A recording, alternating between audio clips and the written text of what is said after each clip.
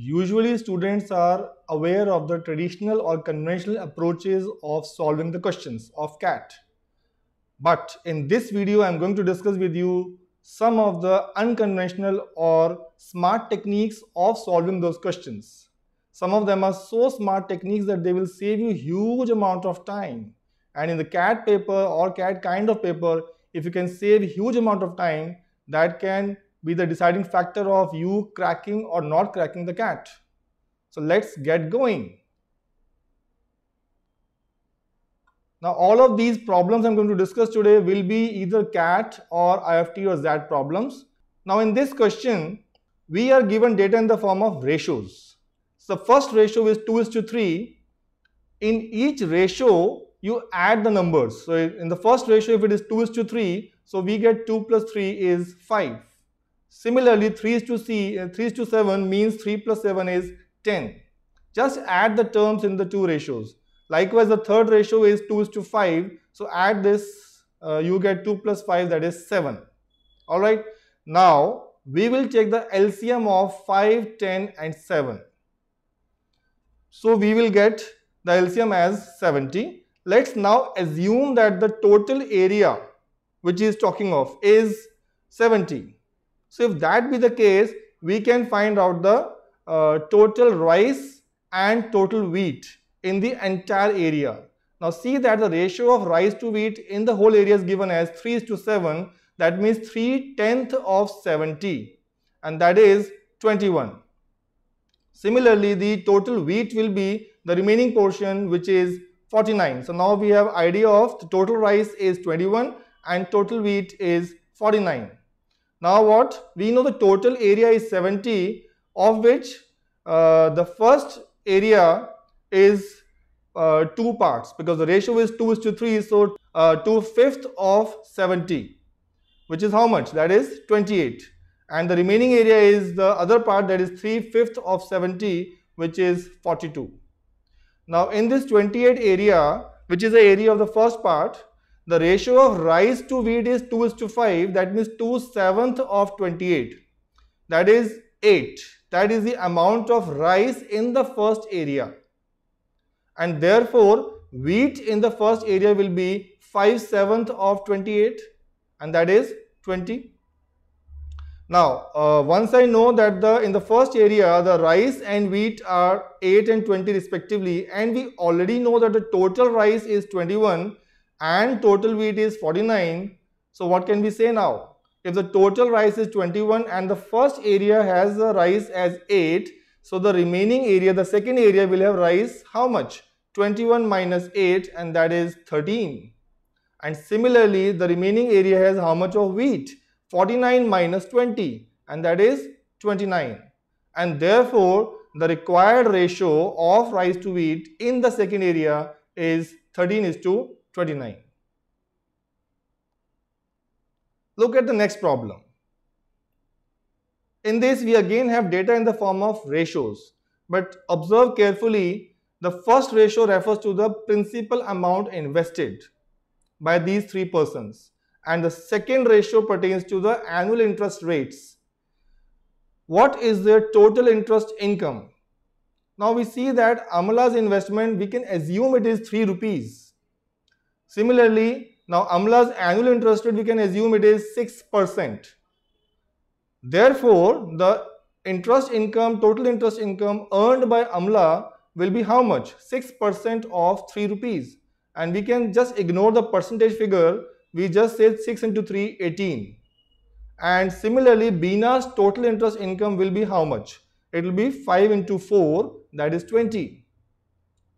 And in case of Gauri, it is 4 into 5, that is again 20. So the ratio of the total interest income for them will be 18:20:20, isn't it? Which simplifies to 9:10:10. And then what we see, the ratio is 9:10:10. The first number in the ratio 9 refers to the interest income earned by Amla, and 10, the second part of the ratio, gives you the interest income earned by Bina. In the question it says that Bina's interest income minus Amla's income is 250 rupees. But in the ratio parts, if I say it is 10 minus 9. So 10 minus 9 is 1 rupee. It means 1 rupee or 1 unit refers to 250. And if that be the case, we are asked total interest income earned after the year. That means 9 plus 10 plus 10. That's the total interest by all three put together, which is 29. So if 1 unit is 250, 29 units will be how much? So it will be 29 into 250. Now I can leave the question here because now you can do it, but I still want to discuss with you how to calculate orally. So instead of 250 into 29, you write 29 as 30 minus 1 and do it mentally. So you will see 250 into 30, which is 7500 minus 250. And so you get 7250 looking at the options. Look at our next problem. So it says that 12 men can complete a certain job in 10 days. So from the concepts, we can say that the amount of work will be 12 men into 10 days. That's 120 man days. Similarly, 20 women can do the same job in 12 days. So 20 women into 12. If I generate some equation out of it, I'll get 12m, keeping m as it is because m refers to men, the work done by men. So 12m into 10 is equal to 20w into 12, and the 12 cancels and everything cancels. We get 1 man is equivalent to 2 women. It means that 1 man can do as much work as 2 women can do. Now, further the question says 8 men and 4 women. 8 men plus 4 women is equal to what? 8 men will be 16 women. So 16 plus 4 women gives you what? 20 women. Okay. Now that is same as in the main question given to us, that is 20 women can do the job in 12 days. So when we say 8 men and 4 women started working, effectively what is happening? 20 women are working. They started working, and we now already know that those 20 women will take 12 days to complete the job if they go till the end. But what is happening is after 9 days some change happens.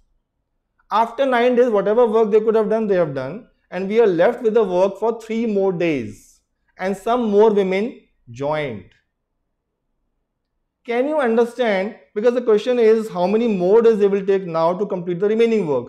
Can you understand that since if nothing has, no change had happened, they will take 3 more days?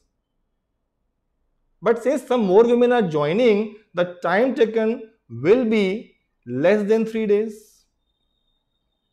And the only option we have is A option, that is 2 days. We need not do the complete work till the end as to now if the number of women is 10 more, so we have 30 women, so how much time they will take. We need not do that. We can totally avoid that calculations. In fact, the moment I got 20 women, by converting 8 men and 4 women to equivalent number of women, we have got 20 women. So 20 women can do the job in 12 days. After 9 days, we are left with 3 more days. So answer will be 3 or less than 3. So obviously the only option is A option, that is 2 days, isn't it? So these are the smart techniques which I am talking of. You have to think on the spot. Look at the options while you solve these questions. Okay, one more problem on time and work. So we have 3 men and 8 machines who can do a job in half the time taken by 3 machines and 8 men. So if I generate the equation, I'll get 3 men plus 8n. N refers to for machines. T by 2 because whatever time the normal 3 machines and 8 men take, that time is T. Then the first set 3 men and 8 machines will take T by 2 time. So this is the equation I get. T gets cancelled and I get finally 13 men are equivalent to 2 machines. That means 13 men can do as much job, as much work as 2 machines can do. Now read the last line of the question. If 2 machines can finish the job in 13 days, how many men can finish the same job in 13 days? What do you think? In the time period is same, 13 days, 13 days. So if 2 machines can do a job in 13 days, is it not obvious that 13 men will do the same job as 2 machines? So 13 men will do the job in 13 days. And therefore, number of men required is 13. So it's a very simple question if you see the idea that 13 men do as much work as 2 machines do. Look at this problem. If you are twice as efficient as your roommate, the first hint in the question. So if this is the case, that means one guy takes half the time than the other guy. And if I simply look at the options, can I not eliminate C and D options?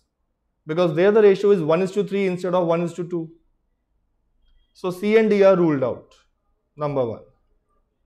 Number 2, we see that since the together time taken, that means you and your roommate together can complete the assignment in 30 days. Is it possible that any one of them alone will take 30 days? It's just not possible. That means B option, which has 30 days for one of the persons, is also ruled out.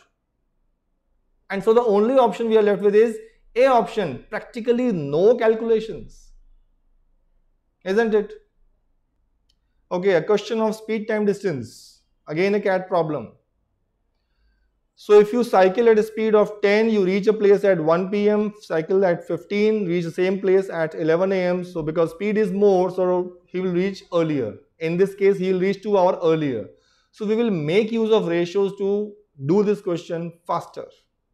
Now what we do is, earlier the speed was 10, now the speed is 15, so ratio of speed is 10:15, which is 2:3. So you should know by the concept that if the ratio of speed is 2:3, distance being constant, the time ratio will reverse. That means the ratio of time taken will be 3:2, which means the first case time taken is 3, second case time taken is 2. But 3 and 2 have a gap of 1 unit, but we already know the gap is between 1 p.m. and 11 a.m. There's a gap of 2 hours or 2 units. So multiply this ratio by 2 so that the gap is 2 units. And so I can say that the first man, when he moves at 10 kilometers per hour, he reaches in 6 hours. And therefore the one when he starts at 15 kilometers per hour, his time taken will be 4 hours. And therefore the start time for this man will be 7 a.m. 6 hours behind 1 p.m. is 7 a.m. Now forget this second data of 15 km per hour. Come back to the first data, which is 10. To reach at noon, that is 12 p.m., the time of travel will be 5 hours. Currently he is taking 6 hours at a speed of 10. Now the time ratio is 5:6. I want to reach in 5 hours. Earlier I was reaching in 6 hours. So the time ratio is 5:6. This is the time ratio of second situation is to first situation. So speed ratio will be 6:5. And so the speed of, in the last case, that is when he wants to reach at noon, will be 6/5 of 10, or you can say the ratio is 6:5, it is 12:10. Since in the first case my speed is 10, the last case the speed will be 12 kilometers per hour. So through these 5-6 problems which I have discussed so far, the main point is these are the unconventional methods of solving the questions, and I feel these will save you a lot of time in the actual CAT paper. But to be able to master these techniques, you have to practice a lot. So what happens is when students practice on these questions, they still follow traditional approaches. But once you get exposed to these kind of techniques, the more and more you get exposed to these techniques, the more are there chances that you will acquire these skills and start thinking in unconventional terms. Okay, and that's something of higher level of skills you need to develop to finally crack CAT. To know more such techniques, you should refer to this book, authored by me and published by Wiley India. In this, we have given lots and lots of problems of past 5-7 years of actual CAT, XAT, IFT, along with lots of practice problems. And if you practice from those, from this book, all those questions, I am sure the techniques given there, most of which are unconventional techniques, you will be able to develop the skills required to crack CAT. Wish you all the best. Thank you.